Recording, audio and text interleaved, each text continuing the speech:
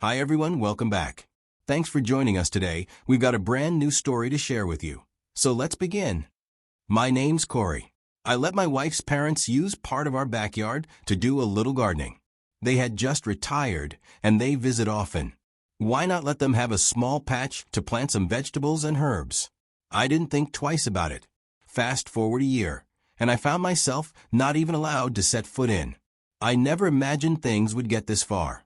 And when I finally realized just how far they were willing to go, I decided I had to draw the line. What I did next, trust me, they didn't see it coming.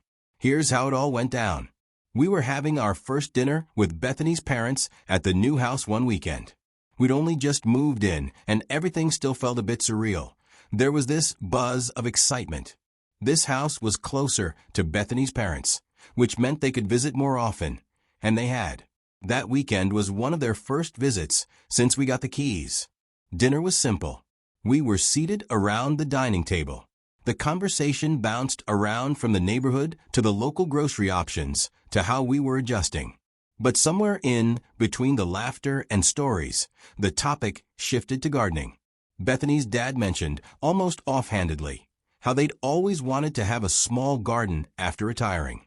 Her mom nodded slowly, her expression softening with a bit of sadness, saying how their apartment complex didn't allow tenants to grow anything outside, not even a few pots on the balcony.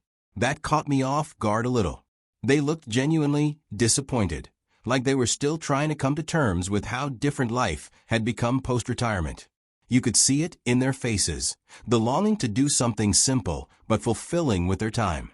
I've known them for over 5 years by then, since Bethany and I got married. And I've never seen them that downcast. I didn't grow up with a big family, so when I married Bethany, it felt nice to be part of one that was close-knit. Her parents had always been kind to me. They weren't just in-laws, they felt like actual parents. They were also the ones who introduced us to the real estate agent who eventually helped us land this house. In many ways, they played a key role in helping us build this next chapter. So, in that moment, I spoke without even thinking twice. I told them they could use a portion of the backyard if they really wanted to try gardening. That way, they'd have more than enough room to grow whatever herbs or vegetables they had in mind, and I'd still have the rest of the yard for barbecues, space to relax, maybe even set up a little fire pit down the line. It seemed like a balanced solution. Their whole demeanor changed right away. It was like someone had lifted a weight off their shoulders. You could tell it meant a lot. Bethany, my wife, was proud of me, and I felt good about the whole thing. At that time, it actually felt like a beautiful way to bring the family closer. An agreement was made. The back 30% of the yard was theirs to garden however they liked, and the remaining 70% would stay mine to use however I saw fit. But as I would learn later, gestures from the heart can sometimes be taken for granted. After we agreed they could use the back portion, I didn't just walk away. I got my hands dirty. I helped build raised garden beds from scratch, cutting the wood, drilling, and assembling everything one weekend with my father-in-law. I even looked up how to install a drip irrigation system to make watering easier for them. It wasn't cheap, but I figured it was an investment in family. I ordered a delivery of compost, too, that I unloaded myself and helped spread out with them. I'm not going to lie, it felt wholesome and productive. The early days were genuinely nice. There was this light, warm energy in the house.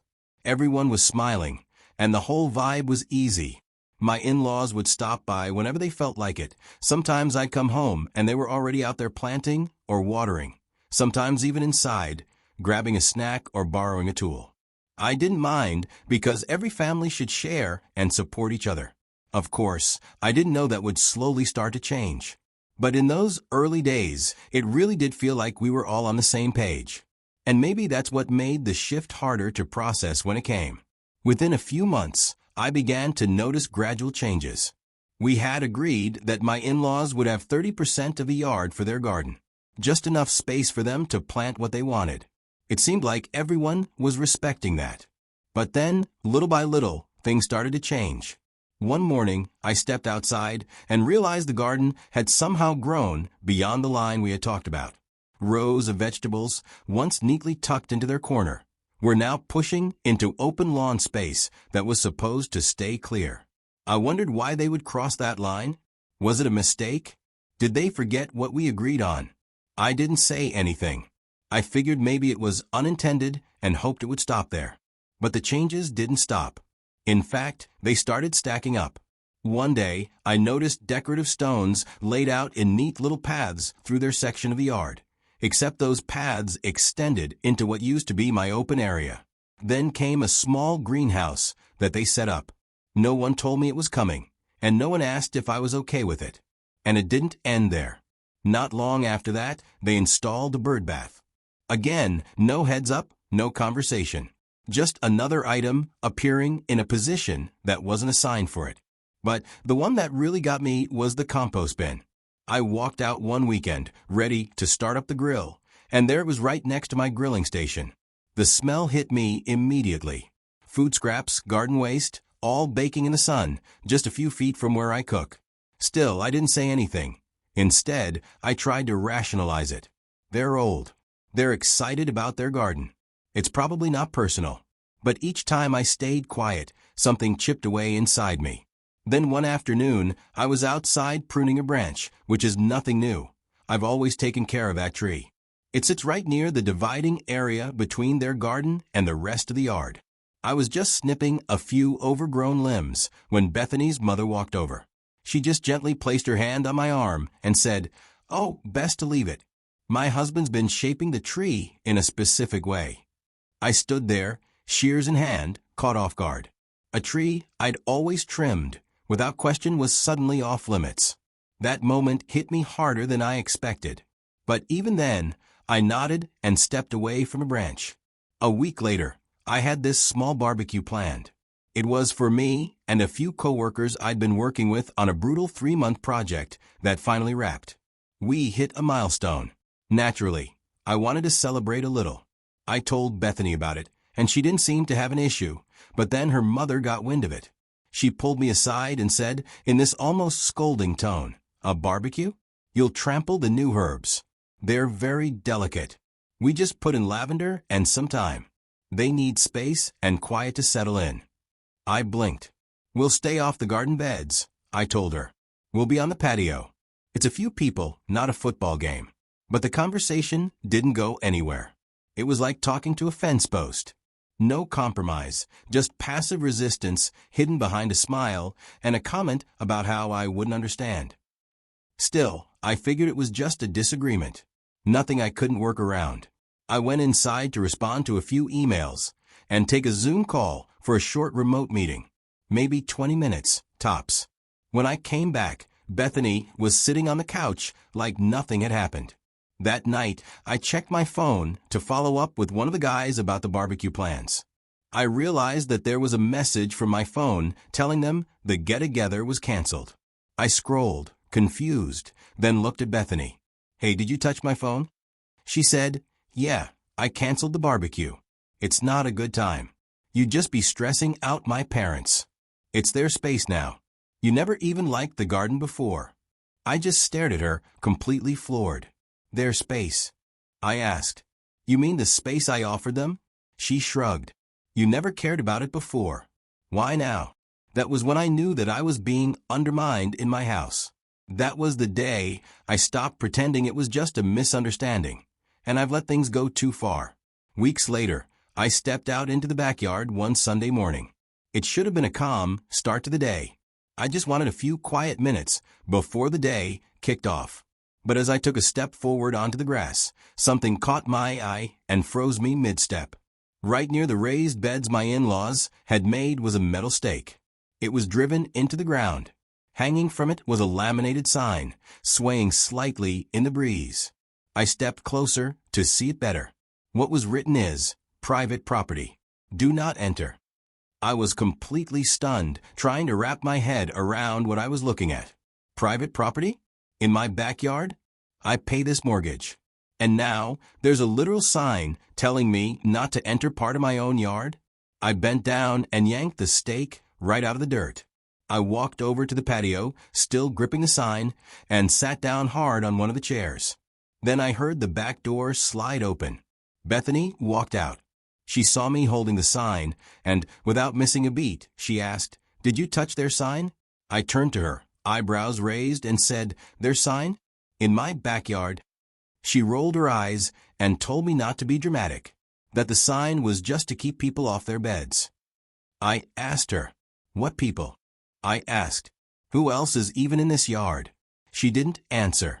She didn't have to, because nothing she will say will ever make sense to me.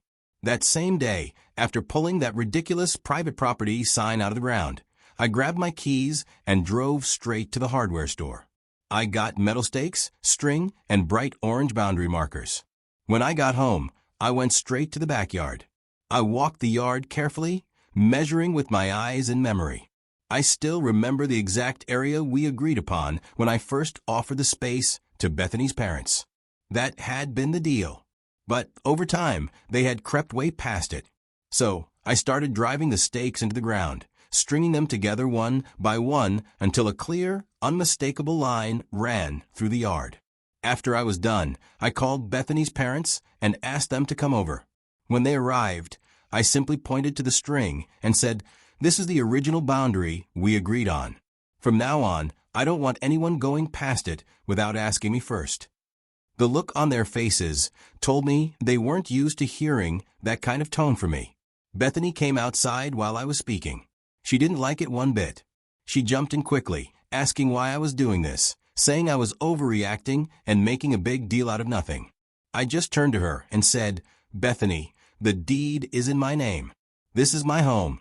I let them use the space out of kindness, not obligation. And that was it. I didn't wait for their approval or argue any further.